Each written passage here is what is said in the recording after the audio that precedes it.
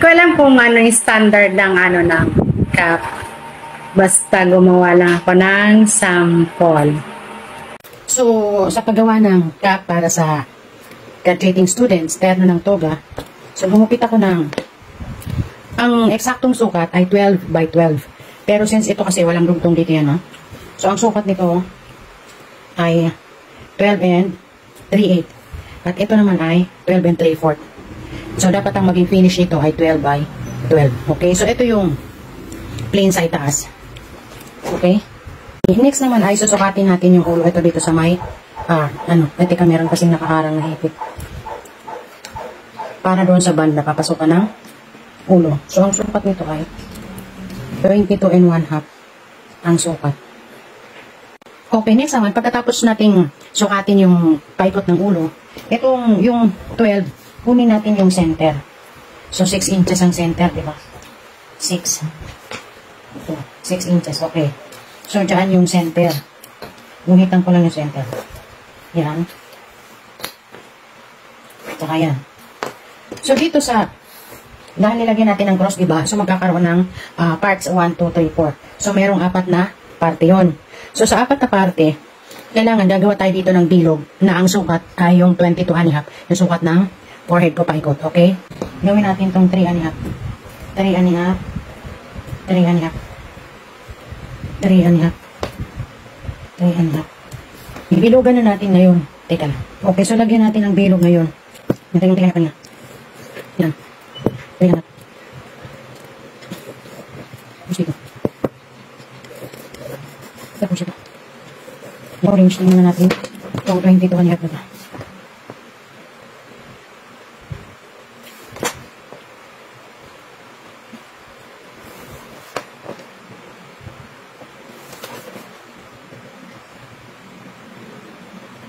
Okay, so tama na.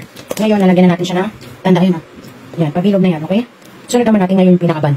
So, ito yung sukat na ng, ay, mali. Ganyan, okay. Ikakabit siya ng paganito doon sa atap. Ayan.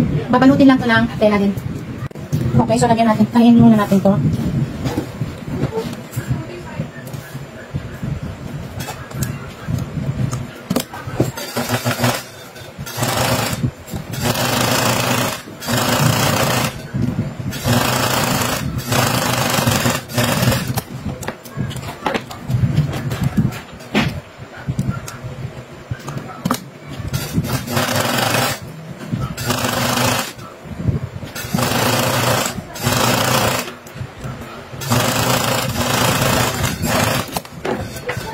Okay, so in-edging ko to, ayan.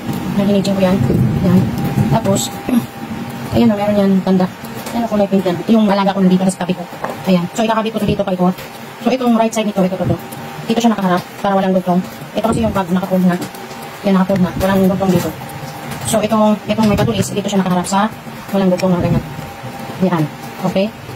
Ayan. So, tahiin yan paikot.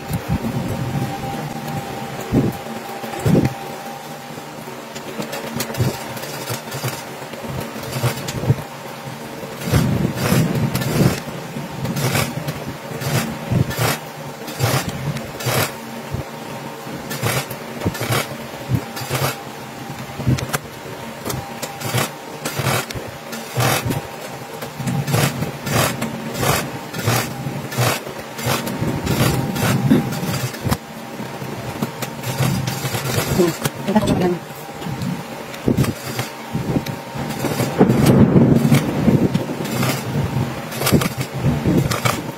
Kita mo nila ba?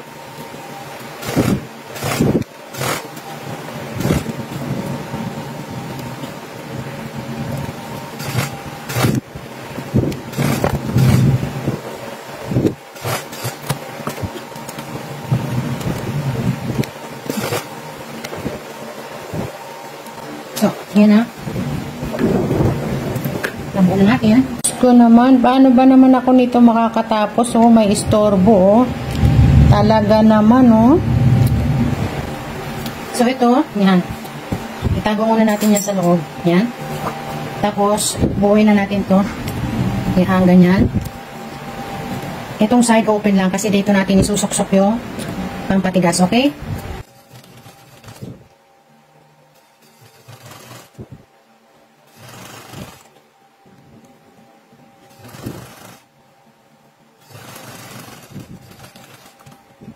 Okay, so baliktarin na natin.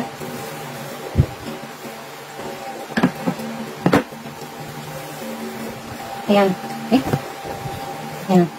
Ngayon, pwede na tayong gumawa ng pampatigas sa loob. Lagyan na natin ng palaman para tumigas sa loob. Teka. Okay, so meron akong karton. Ito ko. Sukatin ko yung laki ng yung ginawa kong cup. Ayan. So, yung 12 inches, naging 11 and 3/4 na lang. So, ganun kalaki yung gagawin mo. Ayan, so meron akong dalawa. Pagpatungin ko na lang. Masyado yatang manipis to. So, kung makakuha ka ng mas makapal, maigi. Yung cardboard, mas makapal dito. Okay, ilagay na natin.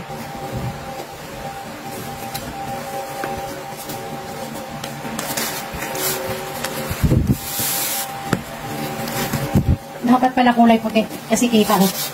Yung pagkulay brown kita. So, dapat kulay puti. Anyway, wala kasi akong pang So, pwede na lang ito. Sample lang naman ere. So, pagkatapos tahian natin ito dito. Isa, running stitch. Okay, so, running stitch ko na. Naisara ko na yan. So, ito na. Tapos na. Ngayon, yung tassel dito ako magbubutas sa center. Ayan, center. Yan, center. Itatagos mo doon sa hanggang dito. Okay, so nalagyan ko na ng tassel. Yung tassel, ito lang yun, yung cord, okay? So, nandun, ayusot ko. Papunta dito. Okay? Tapos, tingnan nga natin. Ito yung, kunwari, gagraduate na ako.